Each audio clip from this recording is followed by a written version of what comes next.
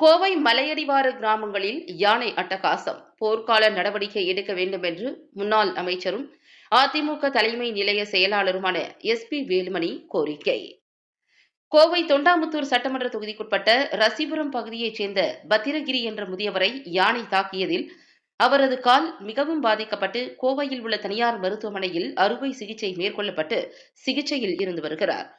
இந்த தகவல் அறிந்த முன்னாள் அமைச்சரும் அதிமுக தலைமை நிலைய செயலாளருமான எஸ்.பி. வேலுமணி இன்று மதியம் 1 மணி அளவில் மருத்துவமனைக்கு நேரில் சென்று முதியவருக்கு ஆறுதல் தெரிவித்தார். அதைத் தொடர்ந்து கோவை மாவட்ட மலையடிவார கிராமங்களில் யானைகள் அட்டகாசம் செய்து மனித உயிரிழப்பு, காயம், விவசாய நிலங்கள் சேதம் போன்ற சம்பவங்கள் அடிக்கடி நடைபெறுவதால் போர்க்கால நடவடிக்கை எடுக்க வேண்டும். மேலும் கோவை மாவட்டத்தில் அதிமுக ஆட்சியில் நிதி ஒதுக்கிய பல்வேறு திட்டங்கள் தற்பொழுதும் கிடப்பில் போடப்பட்டுள்ளன. அந்த பணிகளை விரைந்து முடிக்க வேண்டும் என வலியுறுத்தி முன்னாள் அமைச்சரும் அதிமுக தலைமை நிலைய செயலாளருமான எஸ்.பி. வேலுமணி கோவை மாவட்ட ஆட்சியர் பவன்குமாரிடம் கோரிக்கை மனு அளித்துள்ளார்.